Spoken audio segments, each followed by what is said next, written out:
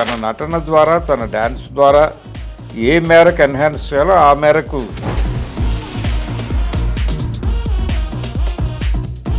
Emotional cinema చూడబోతున్నాం నానితో అనేది అయితే అర్థమైపోయింది. మోహన్ బాబుకి ఇలాంటి సినిమాల్లో ఇలాంటి అవకాశాలు ఇస్తే, భరద్వాజ గారు ఒక నాని సినిమా సంబంధించి ప్యారడైజ్ సాంగ్ చూశారు కదా, మనం మాట్లాడుకున్నాం. బట్ అది రికార్డ్ వ్యూస్తో దూసుకుపోతుంది అని చెప్పేసి ఒకటను ఇంట్రెస్టింగ్ మ్యాటర్ ఇంకోటి, నాని వేసిన స్టెప్ గురించి డిస్కషన్ అవుతుంది. అవును, హుక్ స్టెప్, దానికి పడ్డ కష్టము, ఆయన భుజం నొప్పితో బాధపడుతూ కూడా ఆ స్టెప్ని డెడికేటెడ్గా, అంటే ఎట్టి పరిస్థితుల్లోనూ ఇది చేసి తీరాలి అన్న ధోరణిలో ఆయన చేశాడని కొరియోగ్రాఫర్ ప్రపంచానికి తెలియజేశాడు ఆయన. అంటే రిహార్సల్స్ ఎక్కువ చేశాడని చెప్పి మాట్లాడతాం. అవును, రిహార్సల్స్ అంటే డెఫినెట్గా ఇది ఒక ఇంపాక్ట్ వెయ్యాలి అని అనుకుని కష్టపడ్డాడు ఆయన. ఆ కష్టానికి సంబంధించిన వ్యవహారాన్ని ప్రపంచానికి తెలియజేసే ప్రయత్నం చేశాడు కొరియోగ్రాఫర్ గారు. అయితే ఈ పాట ఆల్రెడీ రకరకాలుగా జనాలకి కనెక్ట్ అయింది. కనెక్ట్ అవ్వటానికి రకరకాల రీజన్స్, ఆయన టాటూ దగ్గర నుంచి మొదలుపెట్టి కొంత కథని ఎస్టాబ్లిష్ చేసే ప్రయత్నం జరిగింది దీనిలో, ఆ పాటలో. అవును, అంటే ఇది డౌన్ ట్రాడెన్ పీపుల్ తాలూకా గొడవ అనే దాంతో పాటు పర్టికులర్గా ఇందులో నాని క్యారెక్టర్ ఎలా ఉండబోతోంది అనేది, అంటే అనేక విధాలుగా చీత్కారాలకి గురైనటువంటి క్యారెక్టరు. అంటే పుట్టుక ఏమిటి దగ్గర నుంచి ఆయన సఫరింగు అవన్నీ, అంటే మనకి కర్ణుడి రెఫరెన్స్లు ఇవన్నీ చాలా ఉన్నాయి ఇలాంటి క్యారెక్టర్లకి. గతంలో మనం అనేక సినిమాలు చూస్తున్నాం. కొంచెం ఆ ఏరియాలో కూడా కథ ఎక్కడో నడిపేలాగా ఉన్నాడు. అందుకని ఆ టాటూ దగ్గర నుంచి గనక మనం క్యారెక్టర్ని చూస్తే, ఒక సఫరింగ్ ఏరియాలో ఇంకా సఫర్ అయ్యేటువంటి ఒక క్యారెక్టరు ఎలా ఎగబాకాడు నాయకత్వం వైపు, వాళ్ళందరినీ తన వైపు నడిపించుకోవడానికి చేసినటువంటి కార్యక్రమాలు, వీటి మీద ఎక్కువ కేంద్రీకరణ ఉంటుంది సినిమాలో అనేది ఒక, అంటే అది ఆ పద్ధతిలో నెరేట్ చేసుకుంటూ వెళ్ళింది ఆ పాట. అది పవర్ఫుల్గా ఉండాలి. అవును, ఆ ఎలివేషన్ అనేది తప్పనిసరిగా ఎమోషనల్గా జనాలకు కనెక్ట్ అవ్వాలి. ఆ కనెక్ట్ చేయటం కోసం పడిన తపన, ఆ కష్టం.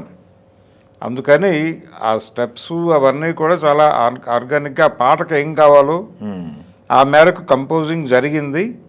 అలాగే తను కూడా దాన్ని మించి, దానికి తన నటన ద్వారా, తన డ్యాన్స్ ద్వారా ఏ మేరకు ఎన్హాన్స్ చేయాలో ఆ మేరకు చేశాడు. ఆ కష్టం వెనకాల ఈ పెయిన్ కూడా ఉంది అనేది చెప్పాడు.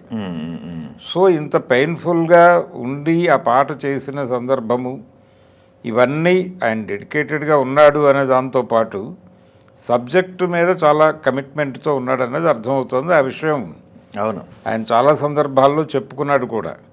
శ్రీకాంత్ ఓజలా మీద ఉన్నటువంటి కాన్ఫిడెన్సు, మేకింగ్ మీద ఉన్నటువంటి కాన్ఫిడెన్సు, ఇవన్నీ కలిసి ఒక బిగ్ ఏరియాలో మంచి హిట్ కొట్టాలి అనే ప్రోగ్రాంలో ఉన్నాడు తను. దానికి ఫిక్స్ అయి ఉన్నాడు. కాబట్టి డైరెక్టర్ ఏం కోరుకున్నాడో దాన్ని మించి ఇవ్వటానికి తన వైపు నుంచి తన ప్రయత్నం తాను చేశాడు. ఫలితం అనేది ఇంకా ఆడియన్స్ చేతుల్లో ఉంటుంది. ఈ పాటకైతే రెస్పాన్స్ బాగుంది. మీరు అన్నట్టుగా హయ్యెస్ట్ వ్యూస్తో ఇప్పటికీ దూసుకుపోవటం అనేది సోషల్ మీడియాలో కనిపిస్తోంది. దగ్గర 50 మిలియన్ అని. అవును, సో ఆ మేరకు విజయవంతమైనటువంటి ప్రయత్నంగానే అనిపించింది. జనాల్లోకి వెడుతున్న సందర్భంలో ఈ విషయం రివీల్ చేయడం ద్వారా దానికి మరింత అంటే ఒక క్యూరియాసిటీని జనరేట్ చేశాడు. అవును, ఈ క్యూరియాసిటీ అనేది నెమ్మదిగా థియేటర్లకి జనాల్ని మూవ్ చేసే వరకు సస్టైన్ చేసుకుంటూ కొనసాగించగలిగితే, జనం థియేటర్లోకి వెళ్ళి బయటకు వచ్చిన తర్వాత ఒపీనియన్ చెప్తే సినిమా వెళ్ళిపోతుంది. అంటే కాసర్ల శ్యామ్ రాయటం కూడా ఆ పదాలు రూటెడ్లోకి వెళ్ళి రాసినట్టు మొత్తం. అదే ఆ జీవితానికి సంబంధించి రూటెడ్ తెలంగాణ వాడుక భాష బాగా కదా. అదే తెలంగాణ పదాలు, దాంతోపాటు అధో జగత్ సహోదరుల జీవితాలు, వాళ్ళ ఘర్షణలు, అవన్నీ కూడా ఆ పదాల్లో కనిపించేలాగా చూసుకున్నాడు. అందుకని తనకి జానపదం మీద ఉన్నటువంటి పట్టు, అలాగే ఈ ఎమోషనల్ అంశాలని ఆ పదాలతో ఎలా చెప్పాలి అనే దానికి సంబంధించి తనకి కొంత నేపథ్యం ఉంది. తెలంగాణకు సంబంధించిన చాలామంది రచయితల్లో ఆ ఫైర్ కనిపిస్తుంది. ఆ ఫైర్ అనేది ఈ పాటకి చాలా ఉపయోగపడింది. కాసర్ల శ్యామ్ నుంచి వచ్చినటువంటి ఆ ఫైర్ ఈ పాటకు ఒక కొత్త ఎలివేషన్ ఇచ్చింది.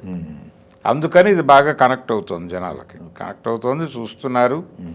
అదే మనకి వ్యూస్ రూపంలో కనిపిస్తోంది. సో ఎమోషనల్ సినిమా చూడబోతున్నాం నానితో అనేది అయితే అర్థమైపోయింది.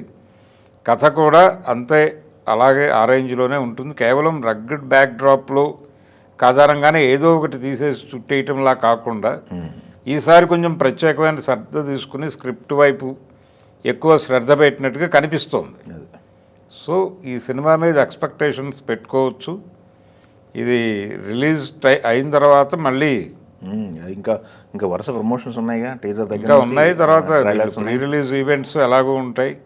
కొంత కథని ఏ ఏరియాలో నడుస్తుంది ఈ అంశాలకు సంబంధించి ఇప్పుడు మనం అనుకుంటున్నటువంటి వివరాలు వీటిని ఇంకొంచెం ఎస్టాబ్లిష్డ్గా వాళ్ళు చెప్పే అవకాశం ఉంది. ఏ ఎక్స్పెక్టేషన్స్ లేకుండా థియేటర్కి వెళ్ళటమే మంచిది ఇలాంటి సినిమాలకి. అంటే ఇది అంటే ప్రామిసింగ్ ఉందిలేండి. ఇప్పుడు మోహన్ బాబు గారు అంటున్నారు, రమకృష్ణ గారు వాయిస్ కనపడ్డది దాని సినిమాలో టీజర్లో. మోహన్ బాబు గెటప్, సంపూర్ణేష్ బాబు, మిగతా వాళ్ళ గెటప్లు అని.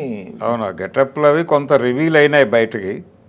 మోహన్ బాబుకి ఇలాంటి సినిమాల్లో ఇలాంటి అవకాశాలు ఇస్తే తను అద్భుతంగా నడపగలడు దాన్ని. అంటే వాయిస్ ఉంది, అవునవును, వాయిస్ ఉంది, అలాగే పెర్ఫార్మెన్స్ సైడు ఇవన్నీ క్యాలిక్యులేట్ చేస్తే మళ్ళీ ఒక తెలుగు సినిమాకి ఒక భారీ క్యారెక్టర్ ఆర్టిస్ట్ తిరిగి వచ్చినటువంటి సందర్భంగా చూడాలి దీన్ని. ఓకే, ఈ సినిమాతో తను ఒక మార్కెట్ క్రియేట్ చేసుకుంటాడు డెఫినెట్గా.